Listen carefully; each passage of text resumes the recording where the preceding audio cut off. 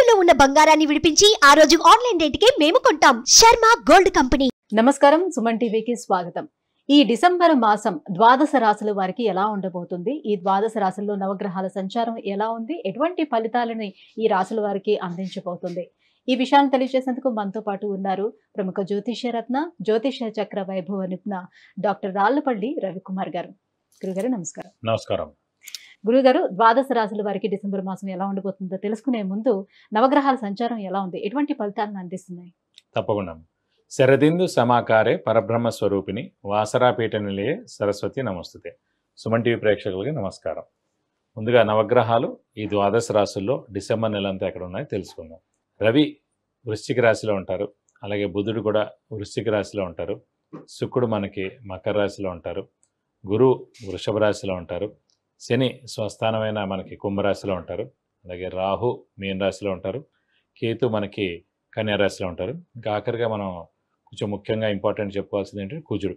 సాధారణంగా కుజుడు 45 డేస్కి ఒక రాశి నుంచి ఇంకో రాశికి మారుతారండి. అనుకోకుండా మనకి 20 అక్టోబర్ నుంచి కుజుడు నీచ స్థానంలో కర్కాటకలో ఉన్నాడు. అది వక్రగతి అని మళ్ళీ స్ట్రైట్ కానీ అన్నీ కలిపి ఓవరాల్గా మనకి జనవరి 20 తారీఖు దాకా కుజుడు నీచలోనే ఉంటాడనమాట. సో కాబట్టి మనం జాగ్రత్తగా ఉండాలి. సో కుజుడు అసలు దేనికి కారకుడు కూడా ఒకసారి తెలుసుకుందాం. కుజుడు మామూలుగా ఈ ఎలక్ట్రికల్ ఏమన్నా కూడా ఎలక్ట్రికల్ కానివ్వండి, షార్ట్ సర్క్యూట్ కానివ్వండి, ఈ ఫైర్ క్రాకర్స్ కానీ, ఫైర్ ఏదైనా అంటుకోవడం కానీ, అలాగే సెక్యూరిటీ ల్యాబ్స్ అవ్వడం కానీ, సెక్యూరిటీ పరంగా ఏదైనా జరగడం కానీ, అలాగే బాంబు దాడి పడడం కానివ్వండి, అలాగే మనకి వెహికల్ యాక్సిడెంట్స్, ముఖ్యంగా వెహికల్ యాక్సిడెంట్స్ చాలామందికి అవుతూ ఉంటాయి, అది కానివ్వండి. అలాగే పోలీసులు వాళ్ళు కూడా అనవసరంగా ఫైరింగ్ జరగడం, పోలీసులు కూడా కొంతమంది చనిపోవడం కానివ్వండి, అంటే వాళ్ళకి చాలా గాయాలు అవడం కానివ్వండి, ఇలా అన్నీ కూడా జరుగుతుంటాయి. అంటే కుజగ్రహం బాగలేకపోవడం వల్ల జరిగే మామూలుగా కుజుడు రాహుతో కలిసిన, కుజుడు నీచలో ఉన్న ఇవన్నీ జరుగుతాయండి. అలాంటి కుజుడే ప్రస్తుతం గోచారీత్యా మొత్తం ప్రపంచం అంతా కూడా కుజుడు మార్స్ అనేవాడు నీచ స్థానంలో ఉన్నాడు. మనకి జనవరి 2025 21వ తారీఖు దాకా నీచలో ఉంటాడు. కాబట్టి అప్పటిదాకా మనకి ఖచ్చితంగా ఇలా ఇవన్నీ ఈ ఫీల్డ్లో ఎవరైతే పనిచేస్తున్నారో సెక్యూరిటీ రిలేటెడ్ కానివ్వండి, అలాగే ఇండస్ట్రీస్లో వర్కర్స్ కానివ్వండి, ఫ్యాక్టరీస్లో వర్కర్స్ కానివ్వండి, అంటే వర్కర్సే కదా ఈ ఇంజిన్స్తో వాటి దగ్గరగా ఉంటారు. ఎక్కడైనా సరే ప్రొడక్షన్ జరిగే చోట వర్కర్స్కి ఇలాంటివన్నీ జరిగేందుకు అనవసరంగా వాళ్ళకి క్షతగాతులు అవడం కానీ, యాక్సిడెంట్స్ అవడం కానీ, నా కాలు చేయన ఇబ్బంది అవడం కానీ, ఇవన్నీ కూడా జరిగేందుకు అవకాశాలు అనమాట. కాబట్టి కుజుడు నీచలో మటుకు ఖచ్చితంగా మనకి జనవరి 2025 వరకు ఉంటుంది. కాబట్టి కర్కాటకంలో ఉన్నటువంటి ఈ కుజుడి ప్రభావం ఏ రాశుల మీద ఎక్కువగా ఉంటుంది? దాని ప్రభావం ఎక్కువగా మనకి కర్కాటక రాశి, మెయిన్గా సింహరాశి ప్లస్ మీన రాశి. ఎందుకంటే కర్కాటక రాశికి యోగకారకుడు అయ్యాడు, మనకి సింహరాశికి యోగకారకుడు అయ్యాడు, అలాగే మీన రాశికి యోగకారకుడు అయ్యాడు. కర్కాటక రాశి కంటే పంచమ దశమాధిపతి అయ్యాడు, సింహరాశి కంటే చతుర్థ భాగ్యాధిపతి అయ్యాడు, మీనానికంటే ద్వితీయ భాగ్యాధిపతి అయ్యాడు. కాబట్టి ఈ 3 రాశులు మటుకు జాగ్రత్తగా ఉండాలి. గురుగారు, ఈ డిసెంబర్ మాసం తులారాశి వారికి నవగ్రహాల సంచారం ఎలా ఉంది, ఎటువంటి ఫలితాలను ఇస్తున్నాయి వాళ్ళకి? తులారాశి అనగా మనకి చిత్త 3-4 పాదాలు, స్వాతి 1-2-3-4 పాదాలు, విశాఖ 1-2-3 పాదాలు, ఈ నక్షత్రాల సమూహం మనకి తులారాశిలోకి వస్తుంది. ఈ రాశి వారికి ప్రస్తుతం శని బలం బాగుంది. మీరు అనొచ్చు 3, 6, 11 స్థానాల్లో ఉంటేనే శని బాగా యోగిస్తాడు. కరెక్ట్గా 5వ స్థానంలో ఉన్న కూడా స్వస్థానం అయింది. ఆ స్వస్థానం కన్నా ముఖ్యంగా తులారాశికి యోగకారకుడే శని. ఆ శని 5వ స్థానంలో స్వస్థానంలో ఉన్నాడు కాబట్టి అదృష్టకారకుడు వాడయ్యాడు కాబట్టి ఖచ్చితంగా మేలు చేస్తాడు. 100% చెప్పినా 80% గ్యారంటీ చేస్తాడు ఆయన. అలాగే రాహుకేతులు 6వ స్థానంలో రాహు ఉన్నాడు, 10వ స్థానంలో కేతు ఉన్నాడు, అది కూడా చాలా బాగుంది. ఇక అష్టమంలో గురువు. ఒక తులారాశికి మరియు మకర రాశికి, తులారాశికి అయితే తృతీయ షష్టాధిపతి గురువు అయ్యాడు కాబట్టి మనకి ఈ తులారాశికి పాపి గురువు అవుతాడు కాబట్టి అష్టమంలో ఉన్నా కూడా మేలు చేస్తాడు. అలాగే మకర రాశి కూడా అంతే అండి, మకర లగ్నం కానీ తృతీయ వ్యయాధిపతి గురువు అయ్యాడు కాబట్టి ఏ రాశిలో ఉన్నా కూడా వాడు మేలే చేస్తాడు, వాడు పాపే అవుతాడు. కాబట్టి 3వ స్థానాధిపతి, 6వ స్థానాధిపతి, 11వ స్థానాధిపతి పాపులు అంటారండి. ఇక్కడ తృతీయాధిపతి షష్టాధిపతి అయ్యాడు కాబట్టి తులారాశికి పాపి అయిన గురువు అష్టమంలో ఉన్నాడు కాబట్టి మేలే చేస్తాడు, నష్టం పరచడు, 50% మేలు చేస్తాడు. కాబట్టి గురువు కూడా బలంగా ఉన్నట్టే చెప్పుకోవాలి. అంటే శుభాలను చేయలేకపోవచ్చు. ఇప్పుడు చిన్న బండి కొనడం, గోల్డ్ కొనడం, ఇంట్లో ఏదైనా వస్తువు కొనడం వేరు. శుభం, మెయిన్ శుభం అంటే ఏంటి? సంతానం కలగడం, ఇల్లు కొనడం, అలాగే పెద్ద వాహనం కొనడం, వివాహం అవడం, ఇవి మెయిన్. గురువు 2, 5, 7, 9, 11 స్థానాలు వచ్చినప్పుడే చేస్తాడు. అష్టమంలో గురువు ఉంటే చేయడు. కాబట్టి చిన్న చిన్న వస్తువులు కొనడం, ఇంట్లో కొత్త ఐటమ్స్ కొనడం, ఇలాంటివన్నీ జరిగేందుకు అవకాశాలు ఉన్నాయి. అదృష్టం మటుకు పరిపూర్ణంగా ఉందని చెప్పుకోవాలి. అలాగే రాశ్యాధిపతి అయిన శుక్రుడు చతుర్థ స్థానంలో చాలా బాగుంది. ఇక్కడ హార్డ్ వర్క్ కూడా 80% చాలా బాగుంది. అదృష్టం బాగుంది. దైవబలం ఒకటి కొంచెం తక్కువగా ఉంది. కాబట్టి ఖచ్చితంగా వీళ్ళు కూడా బాగా కష్టపడతారు కనుక తప్పకుండా మంచి పనులు జరుగుతాయి వీళ్ళకి కూడా. నెక్స్ట్ ఏడాది నుంచి గురుబలం భాగ్యస్థానంలో వస్తుంది కాబట్టి మే నుంచి ఇంకా అద్భుతంగా ఉంటుందని చెప్పుకోవాలి. గురుగారు ఈ ఎపిసోడ్లో ఏ స్టోన్ గురించి వివరిస్తారు?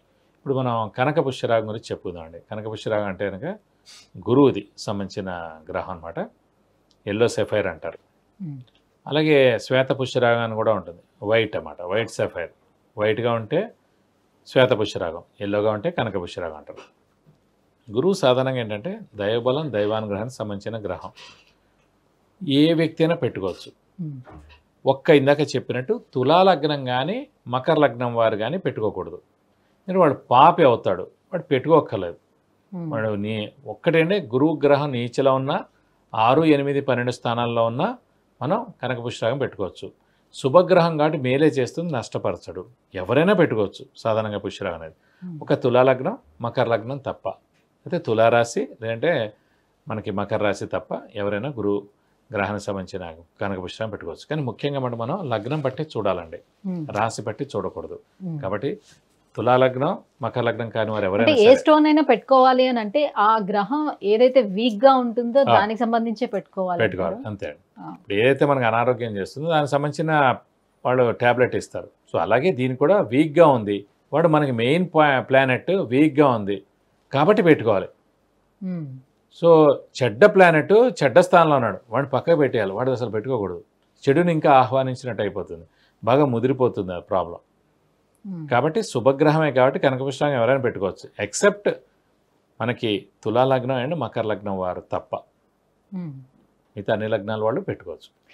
చాలా మంది నవరత్నాలు స్టోన్స్ కూడా అవి మరీ చిన్నగా ఉంటాయి కాబట్టి అంత ఎఫెక్ట్ ఉండకపోవచ్చు. కానీ అందులో కూడా అప్స్ డౌన్స్ ఉంటాయి.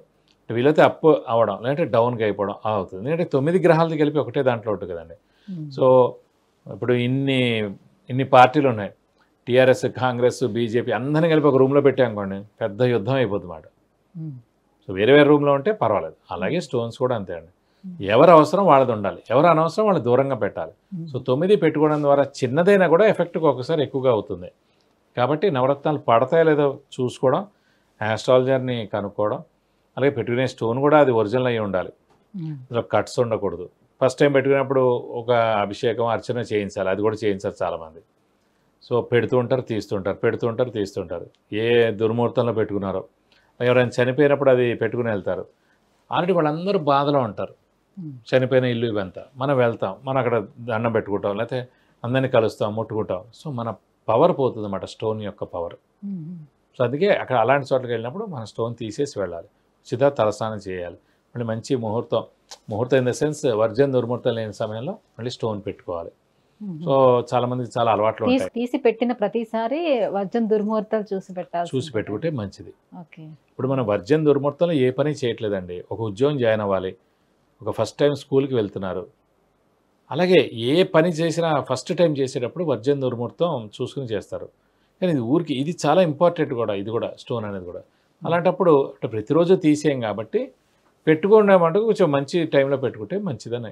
గురుగారు, మరి తులారాశి వారికి డిసెంబర్ మాసంలోని విద్యార్థులకి ప్రత్యేకించి ఎలా ఉంటుంది? చెప్పుకునే అంటే అష్టమ స్థానంలో గురువు, అది లగ్నం నుంచి కానీ ఇట్లా రాశి నుంచి కానీ గురువు ఉన్నప్పుడు తల్లిదండ్రులు దూరంగా ఉండి చదువు కానీ ఉద్యోగం కానీ చేస్తూ ఉంటారు అన్నమాట. ముఖ్యంగా ఇప్పుడు విద్యార్థుల గురించి చెప్పుకుంటున్నందుకు తల్లిదండ్రులు దూరంగా విద్యార్థులు చదువుకోవడం అనేది ఒక మంచి ఉన్నత అవకాశం. అంటే మంచి యూనివర్సిటీలో రావడం, అంటే మంచి వాళ్ళు అనుకున్న సబ్జెక్ట్ రావడం, ఆ గ్రూప్ రావడం ద్వారా వాళ్ళు ఆ ఊరు వెళ్ళి చదువుకోవడం, లేదా ఫారెన్ అయితే ఫారెన్ చదువుకోవడానికి అవకాశం ఉంది. అష్టమంలో గురువు ఉన్నప్పుడే తల్లిదండ్రులకు దూరంగా వెళ్తారు కాబట్టి ఖచ్చితంగా ఇప్పుడు అంటే ఇదంతా కూడా తులారాశి వాళ్ళకి అంటే నెక్స్ట్ ఏప్రిల్ దాకా అష్టమంలోని గురువు ఉంటాడండి. సో ఇప్పుడంటే ఇప్పుడు వెళ్ళడం కాదు, ఏప్రిల్ దాకా ఇది సమయం ఉంది కాబట్టి ఏప్రిల్ లోపల ఎప్పుడైనా సరే ఉన్నత విద్య అభ్యసించడానికి వేరే ఊరు కానీ దేశం కానీ ఫారెన్ కంట్రీ కూడా వెళ్ళి చదువుకునేందుకు అవకాశాలు ఎక్కువ ఉన్నాయి. విద్యార్థులకు ఇది సువర్ణ అవకాశం అని చెప్పుకోవచ్చు. ఆరోగ్యపరంగా ఎలా ఉంటుంది? ఓవరాల్గా చూసుకుంటే అదృష్టం ఎలా ఉంది? అదృష్టం 100కు 100 ఉందండి. ఎందుకంటే పంచమ స్థానంలో శని యోగకారకుడే అదృష్టకారకుడే అక్కడ ఉన్నాడు కాబట్టి ఆరోగ్యం చాలా బాగుంటుంది. అలాగే అదృష్టం కూడా చాలా బాగుంటుంది. చిన్న చిన్నది ఏంటంటే కుజుడు ప్రస్తుతం నీచలో ఉన్నాడు కాబట్టి ద్వితీయ సప్తమాధిపతి వాడు అయ్యాడు కాబట్టి చిన్న చిన్న అనారోగ్య సమస్యలు ఉంటాయి కానీ పెద్దదేం కాదు. మరింత యోగదాయకంగా ఉండేందుకు ఎటువంటి పరిహారాలను పాటించుకోవాలి? వీరు మటుకు ప్రస్తుతం గురువు అష్టమంలో ఉన్నాడు కాబట్టి గురువు సంబంధించిన పరిహారాలు పాటించాలండి. ప్రస్తుతం నెక్స్ట్ ఏడాది ఏప్రిల్ దాకా కూడా ప్రతి గురువారం ఉపవాసం ఉండడం, అలాగే దత్తాత్రేయ స్వామిని ఎక్కువగా పూజించడం, ప్రతిరోజు దత్తాత్రేయ స్వామి అష్టోత్తరం చదువుకోవడం, ప్రతి గురువారం దత్తాత్రేయ స్వామి టెంపుల్కి నేను 40 ప్రదక్షిణాలు చేయడం, ఇంకా గురుబలం తక్కువగా ఉంది, గురువు వీక్గా ఉన్నాడు అనిపిస్తే మటుకు ఖచ్చితంగా గురువుకి 16,000 సార్లు జపం చేయించి శనగపప్పు కేజీంపో ఒక ఎల్లు లుంగి 1000 రూపాయల వర్త్ గోల్డ్ ఐటమ్ దానం ఇస్తాను, దోషం మొత్తం తొలగిపోతుంది. విద్య, ఉద్యోగం, వివాహం, ఆరోగ్యం, ఐశ్వర్యం, వాహనం, విదేశీయానం వీటన్నిటి గురించి తెలుసుకోవాలంటే కింద స్క్రోల్ అవుతున్నటువంటి నెంబర్కి కాల్ చేసి గురువుగారి అపాయింట్మెంట్ పొందవచ్చు. గురుగారు, డిసెంబర్ మాసం తులారాశి వారికి ఎలా ఉండబోతుందనే విషయం తెలియజేసినందుకు ధన్యవాదాలు. నమస్కారం.